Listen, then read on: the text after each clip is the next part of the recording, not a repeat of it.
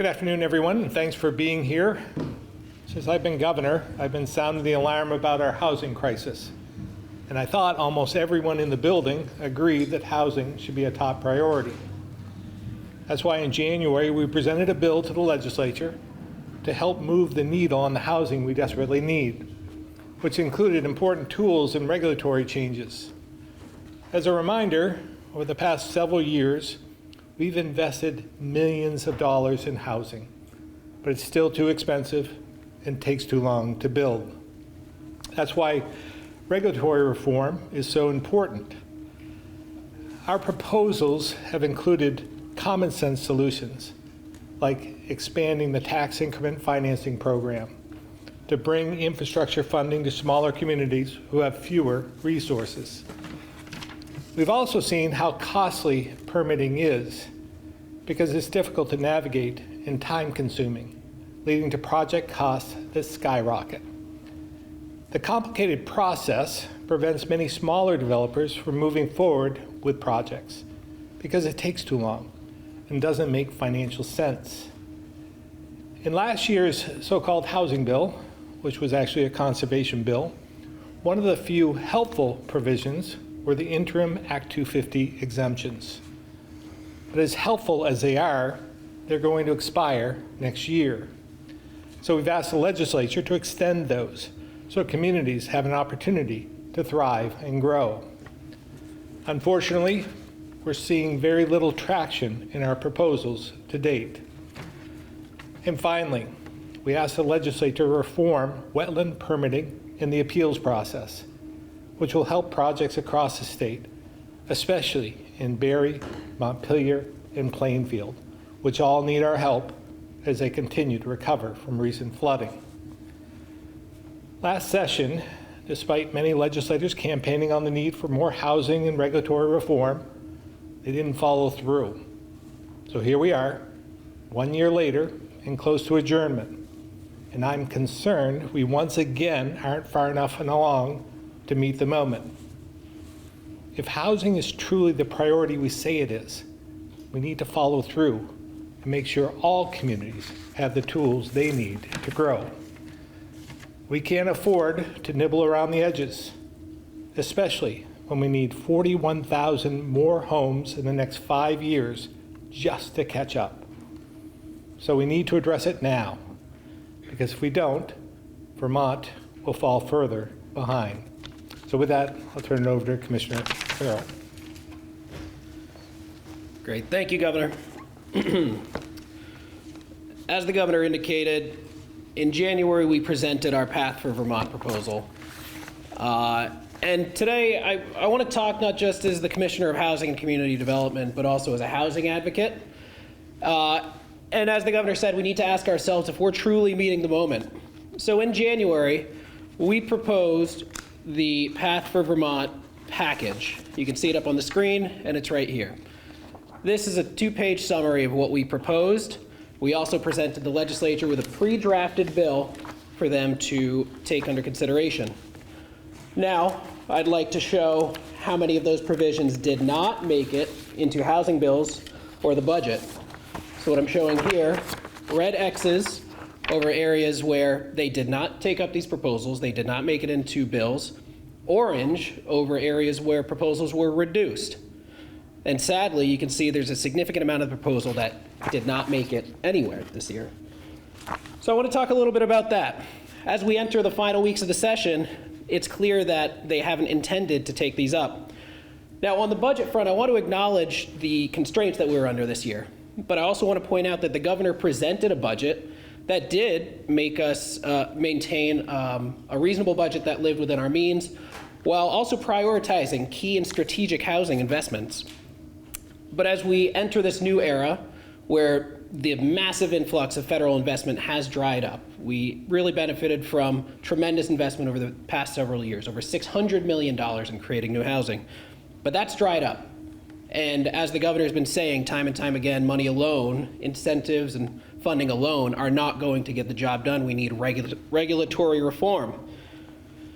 So as we look to reform our systems, we also need to provide new tools. We need to provide communities, developers, and home builders with predictability. We need to make sure that our zoning and land use laws enable all types of housing in every community in the state, not just those that are already building housing. I'm concerned by how often in the State House I hear the following phrase: I know we have a housing crisis, but. The words that follow "but" are almost always discouraging and frustrating for me. So I'm going to share some examples of what I heard following that "but." This committee doesn't have jurisdiction over that issue. We'd prefer to take that up next session. We didn't realize that's a priority of the administration. We don't have enough time to resolve that this year. And I'm going to remind you that we presented this package in January. And that was, of course, just 2 months after voters sent a loud message that Vermont's becoming too expensive to afford. They want more homes to increase the tax base, to relieve pressure on those that are paying taxes now. There's, however, a real opportunity in the project-based TIF discussion. We presented this program in January, and it's gone through many evolutions since then, including changing the name from Spark, as was included in our proposal, to now CHIP, Community Housing and Infrastructure Program. So setting the name aside, the program does present us with a tremendous opportunity to support the creation of thousands of new homes by financing infrastructure.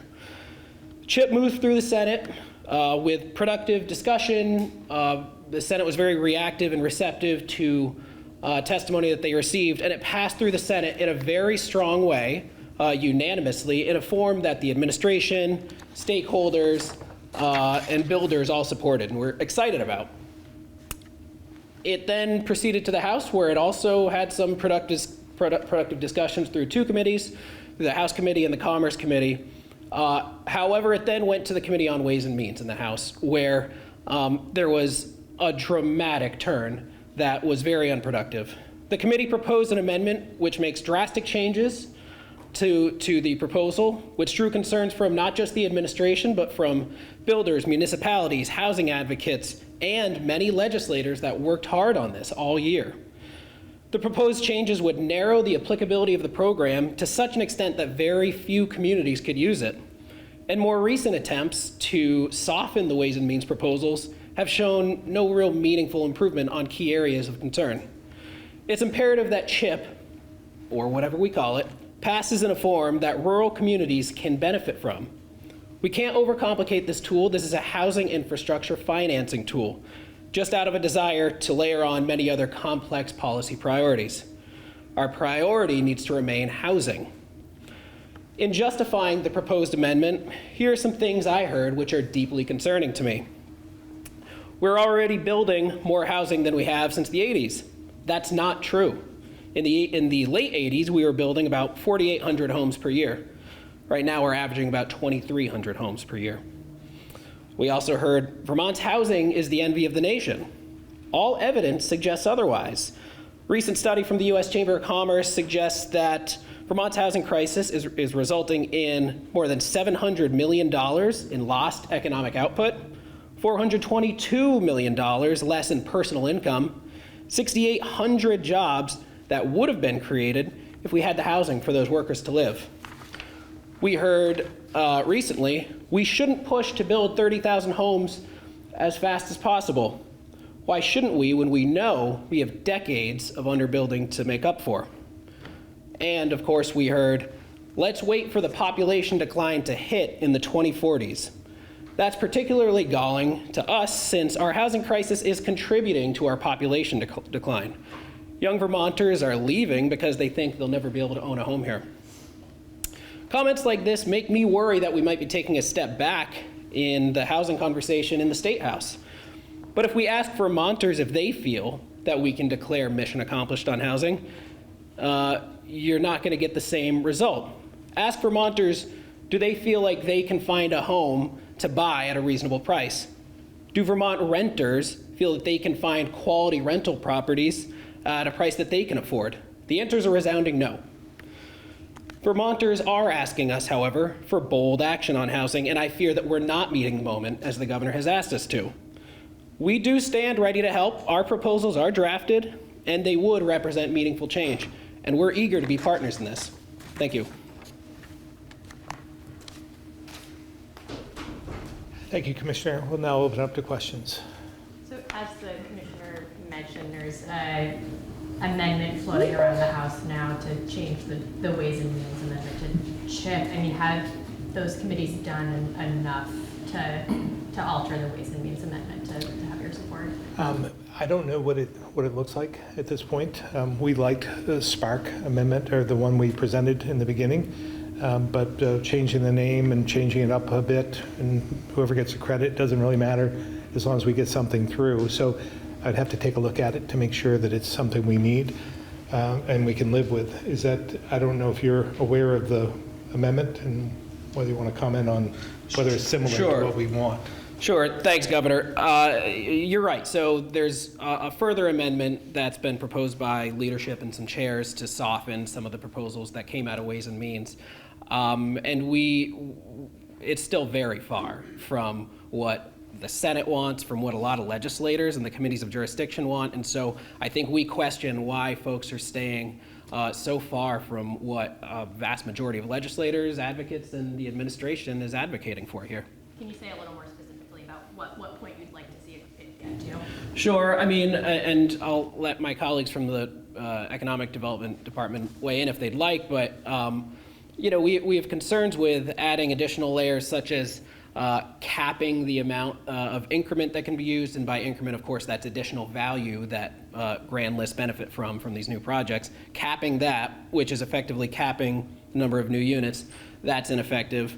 Reducing that amount of value, that increment, that the projects can use and benefit from, again, reducing the ability for these projects to pencil out at all. It really undermines what the governor was proposing in the first place. There's been some positive movement in location criteria, and that's wonderful, but they've still layered on so much complexity with things like a perpetual covenant that financiers have said is almost impossible to work with. What I'm trying to drive at is they've layered on so much complexity that now we can't even, we couldn't even for communities that are now eligible in their location criteria, we couldn't help them utilize it because it's too complex. That undermines the whole point. Thank you. Governor, what would you say to people on Ways and Means that are saying, we are undergoing a huge transformation in how we're funding our schools, switching to a foundation formula. There is a lot of uncertainty in the road ahead, and that they might have concerns about the impact of this program on the education fund. What do you say to I just don't buy it, Calvin. I've heard that argument for decades about how the TIF program itself robs from the education fund. I just don't believe fundamentally that these projects would be built without TIFs. I think you could ask the folks in Winooski, for instance, would their transformation, their community be what it is today without TIFs? And I would say it'd be a resounding no. So I just don't buy it. I think it sounds like an excuse. Governor, you said that we need 41,000 more homes in the next 5 years. I was just kind of curious where the number came from and what we're trying to catch up to. We just need that to catch up to where we should be at this point in time. Alex, I don't know where that information came from, but. Sure. So every 5 years we perform a housing needs assessment. We contract out Vermont Housing Finance Agency. This year, as a result of Act 181 and the Home Act, we were asked to create targets and make sure that those targets were created for regions and municipalities. The 41,000 came out of that amendment to the housing needs assessment. And so it's based on data and trying to overcome the economic decline that we've seen as a result of housing shortage. Governor, can you speak a little bit more to why you don't believe the characterization that many lawmakers are making, that they are concerned about the ed fund in their putting the cap and putting other guardrails, as they call them, on this bill? Because that's their fundamental explanation. We like the program, but we don't want it to go overboard and to cause unintended harm to the ed fund. Well, I would say, again, rather than putting all the guardrails on, inhibiting growth of any sort, maybe we should just take and venture out, because we know the TIF program works. We know that it can build more housing. We know it can build the economy in some of these communities, especially in the rural communities that have been left far behind. So we come back here every single year, right? The legislature comes back into session. If we see there's a real problem, I think we could counteract that. Notwithstanding works. We could do all kinds of things to limit the program if we see there's a problem. But instead, we put all these guardrails on and prevent something from happening, and then look back and say, oh, well, I wish we'd done that, or I wish we had more housing, or I wish we'd done something. But we're just trying to be too safe with something that is we're totally able to regulate that if need be. I just think it's a hollow argument. Philosophical guardrail that they're trying to put on it, and I think Alex spoke to this a little bit, is this distance from downtowns. They don't want this tool to be used to fund sprawl, to perpetuate sprawl, so it's got to be in an area that is ready for it and that has been designated as a good place for housing development. Do you disagree with that premise? Like the housing that we get from this type of bill ought to be in downtowns? Do you think it should be anywhere that anyone could build housing? Well, I think we've done a pretty good job over the last few decades with Act 250 to prevent sprawl. And, well, maybe I shouldn't say that, because we may have, what we put into place with regulatory reform has actually created some sprawl. People are going out into hinterlands to build because they can't build where they should. So, maybe counterintuitive. So you don't even necessarily agree with the lawmakers' efforts to make sure that CHIP gets used for projects in and around downtowns? Again, I think we have a lot of communities that could utilize this, that have or need the infrastructure, the water, the sewer, and so forth to improve, to build in their downtowns. I think they want to do that. If we see there's a problem, we can fix it.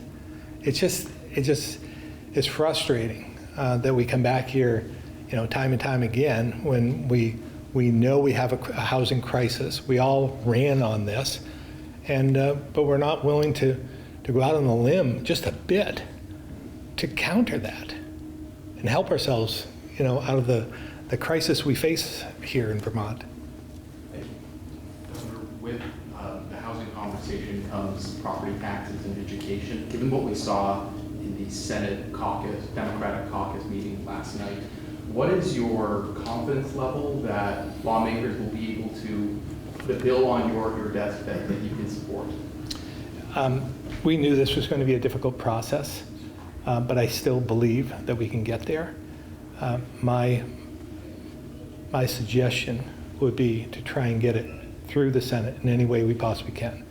As you remember, it wasn't too long ago that we had to go to House Republicans to swallow hard and vote for a bill that they didn't agree with to get it out of the Senate and out of the House and into the Senate. We have the same situation here. We need people to come together somehow, some way, get this bill out of the Senate into a conference committee where we're dealing with 6 people instead of 180.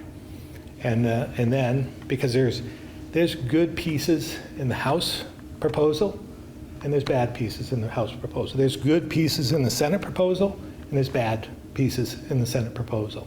And we have a lot of ideas on our own. So if we can get it to a conference committee, I believe that we can come together, put all those ideas together and put a bill back into the full House and Senate could at least consider. And I don't see that it has to be the end of this. And I will say as well that if we get to a point where it's not going to move, if they wrap up and go home without an education bill, transformation bill, then I'll call them back. And we'll keep calling them back until we get something accomplished. We can't go home without this transformation bill. What are some of the bad parts, as you mentioned, in the House and the Senate? What is your resistance? It's the full range, right? It's just the House proposal spent too much. The Senate proposal was more in line with what we're thinking, but there's some things within both versions that aren't ideal. And again, take the good in both the bills, both versions, and I think we can come up with something that we could work with. I think just lastly, part of this, the discussion we heard in Senate Finance was that the revelation that switching to a foundation formula actually will raise property taxes for some. How are lawmakers, how are you navigating through that voters spoke in November saying that they want the cost of education reined in, but these reforms might actually raise property taxes. Yeah, well, I believe that we can figure this out. Again, this transition period isn't going to be easy either. I want to level set with everyone. This is a 3-year process minimum to get to where we want to go. So nothing we do this year is going to lower property taxes for next year. It's just not going to happen. But we're going to have to do something to make sure that we protect Vermonters, and that would be the same as we've done this year, trying to backfill and keep property tax rates down as best we can. But we need more efficiencies. We need the foundation formula. We need to put guardrails on that. We need to make sure we're not spending more than we're spending today. There are all considerations that we have, that we've been working on, and I would say legislators on both sides of the aisle, in both the House and the Senate, feel the need to do exactly what we want to do. So I still believe there's a path forward for this bill. In your original proposal, you had lines redrawn this year, and it sounded like at the start of the session you were hopeful that there would be some kind of drawings coming out of this session. What's come out of the House and Senate, I'm sure you're aware, kind of studies it throughout the summer and then comes back next year for votes. Would you be able to approve or greenlight a bill that does not have redrawn district maps or No. ideas of maps? No, it has to happen this summer, and then there has to be a proposal on the floor in the first week of the session. You recently vetoed a bill because you said it violated separation of powers. Yeah. And now you're talking about compelling a co-equal branch of government to pass legislation that it's not inclined to pass. How is that not a violation of Well, it the isn't separation of a powers? violation. I can call them back for a special session if I see something that impacts the state of Vermont, which this crisis, we've all talked about this as a crisis. I would assume that all of you have referred to it as a crisis, so it must be a crisis, right? So in a crisis, you get to bring the legislature back in to help fix it. So if they haven't fixed it, they'll have to come back. Governor, H91 bill that would overhaul the state's response to homelessness is heading to the Senate floor. At this stage, do you support it?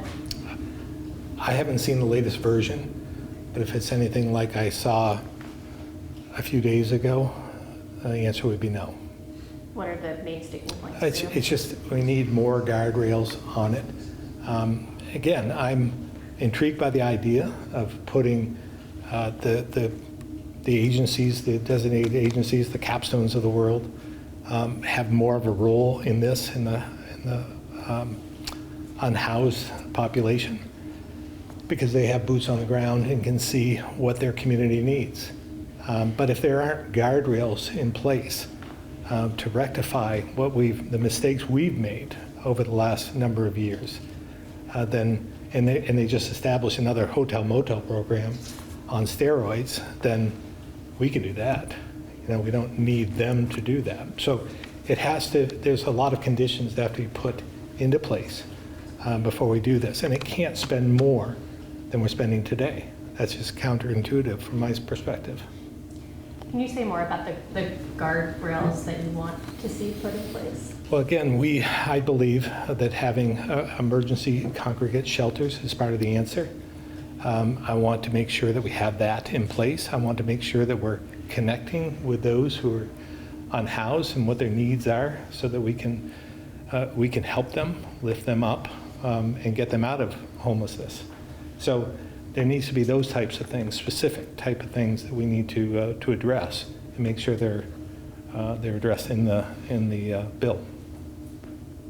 All right, we'll switch over to the phones now. Tom Davis, Compass Vermont. Thank you. Governor, first question is the document that Commissioner Farrell showed us, is that available to the public, to the press? Yeah. Can that be Yes. sent out? Yep, we can do that. thank you.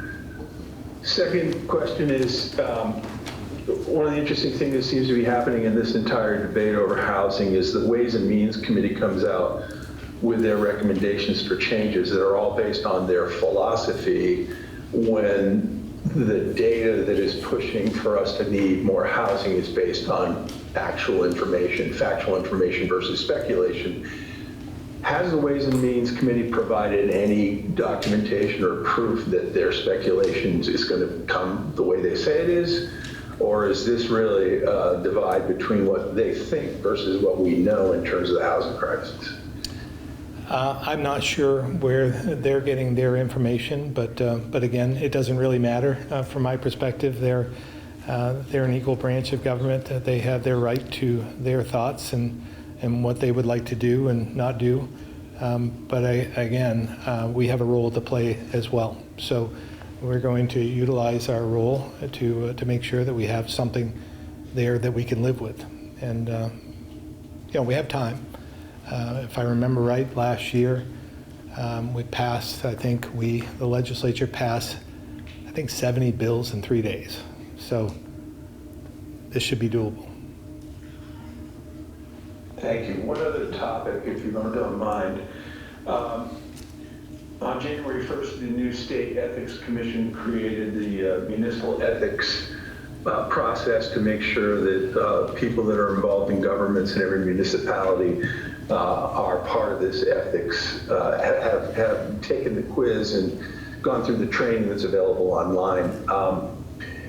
However, the Ethics Commission, which was going to take complaints from different municipalities for potential ethics violations in different towns, has stopped taking any new claims because they said they've gotten triple the number that they've gotten in the past, but they don't have the funding to cover that. Was this a process where, when the legislature came up with this, they didn't think through the need for more funding, or they didn't anticipate this number of ethics violation requests to come out? I'm not sure, Tom. We certainly can find out and get back to you, but I'm just not aware. Okay, I appreciate that. No other questions. Thank you. Thank you. Back to the room.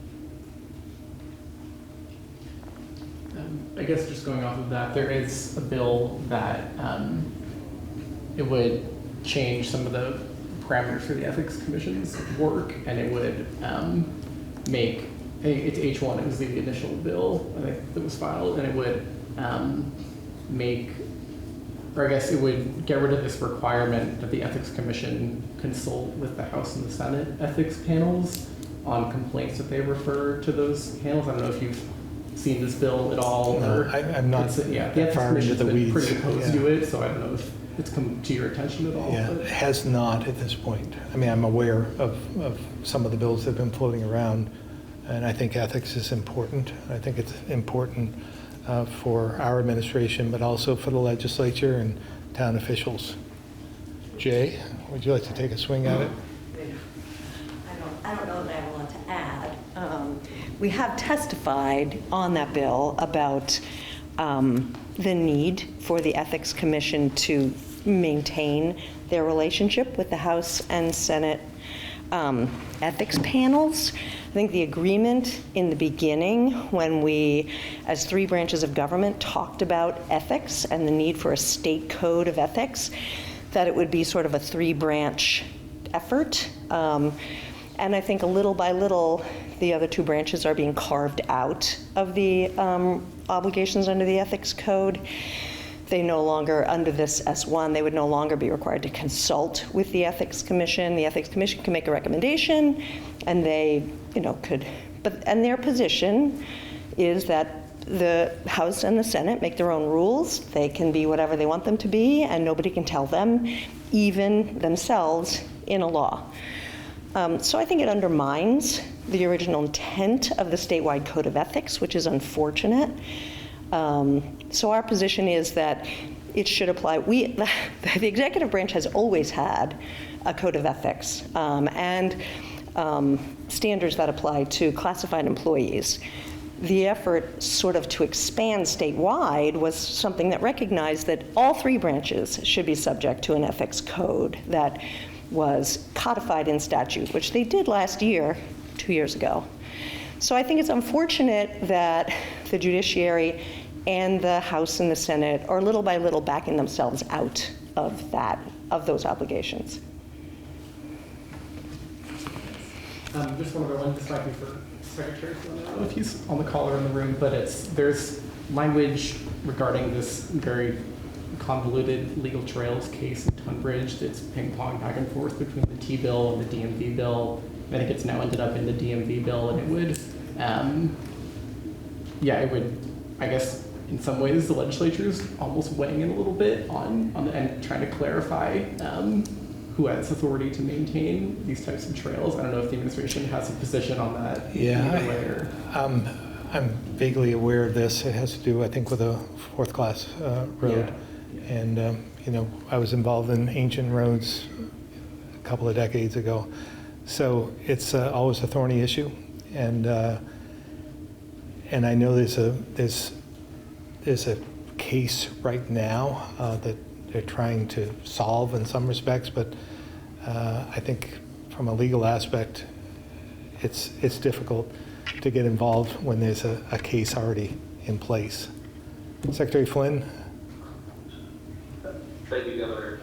I would add to that, I believe that to be the case where there is a legal case right now, so I'd want to be careful in appearing as though any comments I made supported one side or the other. And I also know when you teed up the question, you mentioned convoluted. There's been a fair amount of testimony, I know, in the House Transportation Committee. The question is convoluted, not the testimony, but the question. And my concern is that I think there are some people who are proponents of this language who are seeing a day when Class 3 and Class 4 roads in Vermont are somehow supported by the Agency of Transportation budget. Right now, we have a Class 2 paving program, we have a town highway structures program, and we have grant formula money for towns. But as Vermont builds out, as more people buy land, many people have reached out to me. They've purchased land off Class 4 roads. They must have known that. They must have had a title search. They must have had a lawyer who facilitated their real estate transaction. Why these concerns never came up is surprising to me, but they build a home, and a town in many cases allows the home to be built, but then services are limited because it's a Class 4 road. So my worry is that it's all part of the same conversation when we talk about it. It's real, I'm sure, in the case of people who live in certain communities in Vermont, but there's no way I can picture a scenario where the Agency of Transportation could financially support towns in their effort or need if it became some sort of a regulation to maintain Class 3 or Class 4 roads, and that's the concern. So I can't speak specifically where the House is at this moment on the topic, but I know they were still taking some discussion last week. Governor, if the Burlington charter change banning guns in bars arrives on your desk, do you plan to veto that? I do, if it arrives on my desk. I just don't think it's effective. I don't see how you enforce it. And I don't think that is going to fix what ails Burlington. What do you mean? Can you talk more about enforcement? Why Like who's going to stand at the door and frisk people? You're going to have a metal detector? You're going to take guns away from people when they come in? Well, how are you going to enforce that? I mean, couldn't you say the same thing about illegal drugs? Well, I don't think they see that as a problem in Burlington. I mean, it's pretty flagrant around the community. But again, they're not talking about increasing enforcement on drugs. They're talking about preventing somebody from bringing a gun into a bar. So how are you going to do that? I think a lot of the establishment owners are talking about a mechanism by which you can remove somebody with a gun in a bar when they become obviously problematic, right? And how are you going to, so you would do what? Call law enforcement, have them come into the bar, and take the person out that has a gun? Is that what you're saying? I think that's the mechanism they talked about, yeah. Yeah, you got a problematic patron, they have a gun. Well, And you can say, well, okay, now we can, Well, if he's problematic, I would think you could call law enforcement anyway, right? I would think. I mean, I just don't know I just don't know how you do this. And it just makes little sense to me. Governor, don't we do that every day in this building? Do we have somebody, Guns are not allowed in the State House. Hundreds and hundreds and hundreds of people come through this building every day to figure out a way to do it. so why doesn't the bar just prevent guns from coming into their establishment? Can't they do that?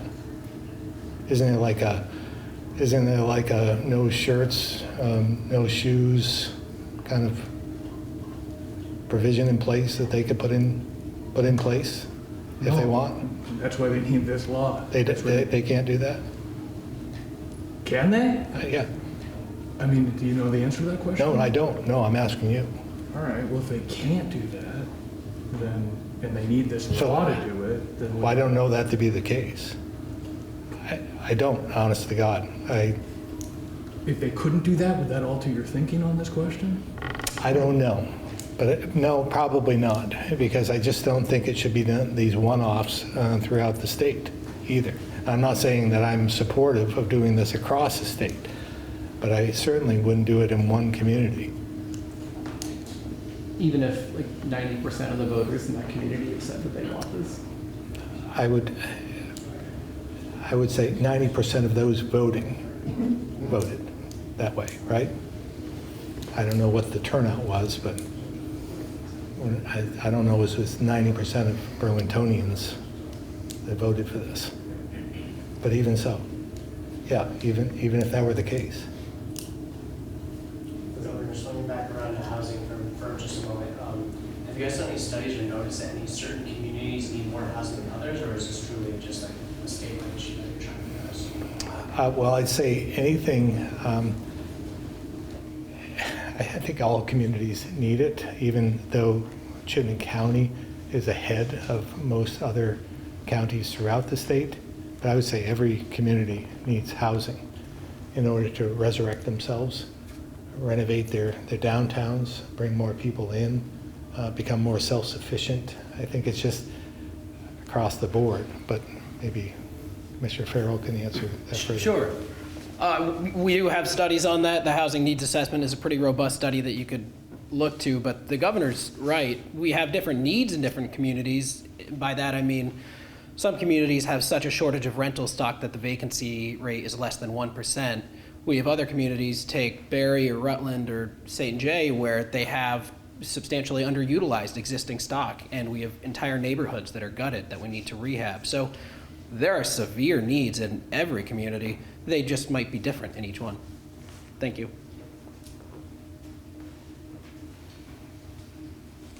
Governor, one more, if that's okay. I knew I waited too long.